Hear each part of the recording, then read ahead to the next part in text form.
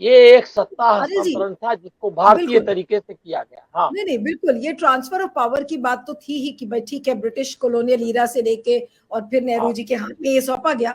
लेकिन सवाल आज इस बात का है कि जब नए संसद को का उद्घाटन हो रहा है, तो क्या नए संसद में इस हिस्टोरिकल आर्टिफैक्ट को हमें रखना चाहिए या नहीं रखना चाहिए? क्या बीजेपी नेहरू को की छवि को एक बार फिर से बिगाड़ने की कोशिश कर रही है? क्योंकि जिस तरीके से सोशल मीडिया पर प्रचार हो रहा है इसका, वो ये लिखा जा रहा है कि देखिए मोदी जी ने इस हिंदू ट्रेडिशन का कभी पालन नहीं किया, उसको जाके म्यूजियम में डाल दिया। इस तरीके की बातें सोशल मीडिया पर लिखी जा रही हैं। तो इसके नहीं बारे में क्या नहीं, कहेंगे? ये तो की जगह कहाँ पर?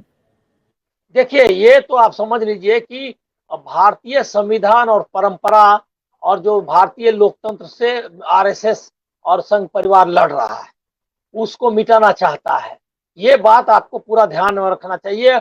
और अगर आप इसको नहीं समझेंगे तो आप उसके असली मकसद को नहीं समझ सकते। अब आप समझ लीजिए, दो चीजें हैं। गवर्नमेंट का ये एक भारत को सत्ता हस्तांतरण का मामला था, संसद अलग चीज है। संसद को से उसका कोई लेना देना नहीं है राजदंड से। संसद जो है, संसद एक भारत की चुनी हुई संस्था थी, इसीलिए उसको जब नेहरू ने उसको वहीं तक रखा कि भारत को कोई राजतंत्र नहीं है कि आप ये इसको कर रहे हैं। ये जो है वो एक संसद बनी, जो उसको जो संविधान जब बना, ये संविधान उस समय नहीं बना था। भारत जब एक तभी बना एक संप्रभु सत्ता जिसको सॉवरेन कंट्री कहते हैं, जब हमने स्वीकार किया संविधान। और उसका कोई ताल्लुक राजदंड से नहीं है। उसमें भारत एक मतलब ब्रिटिश गणतंत्र, मतलब ये से कॉलोनी से एक स्वतंत्र कंट्री बन गया। बस उसका इतना ही तक था। बाद में सत्ता को संविधान के जरिए हमने सौंपा लोगों को, वी द पीपुल। जो है वो वही है कि लोगों ने, भारत के लोगों ने खुद को अपनी संप्रभुता सौंपी और उन्होंने अपने को सत्ता सौंपी। ये दो अलग चीजें हैं। और राजदंड इसीलिए नेहरू नेहरू काफी बड़े डेमोक्रेट थे और समझते थे इसके अर्थ को। इसीलिए वो राजदंड वाला नहीं कि कोई प्रधानमंत्री आया उसको राजदंड दिया जाएगा। उसके बाद जो सत्ता उनको ब्रिटिश सत्ता मिली थी, हमने क्या गंवाया था ये समझना चाहिए। इसीलिए जो प्रिंसली स्टेट्स वगैरह का पावर था वो यही था ना, कि जो भारत को कब्जा किया, मतलब मुगल साम्राज्य से लिया उन्होंने। उस समय कोई लोकतंत्र नहीं था भारत, लेकिन जो भारत हमने बनाया उनसे ले करके वो भारत लोकतंत्र है, जो संविधान के बाद बना है। वो एक तरह से हमने शुरू किया उसी से 47 में। लेकिन असली में लोकतंत्र हम बने हैं जब, रिपब्लिक हम बने कब, जब हम संविधान को स्वीकार किया।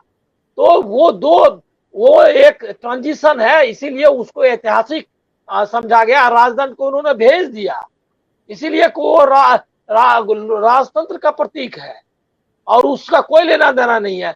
दूसरा है कि राजदंड आपको मालूम होगा कि स्पीकर के सामने भी रहता है। आपको ध्यान में नहीं है, स्पीकर के सामने भी रहता है। मतलब वो रिप्रेजेंट करता है संसद की जो संप्रभुता है, लोगों की संप्रभुता उसको।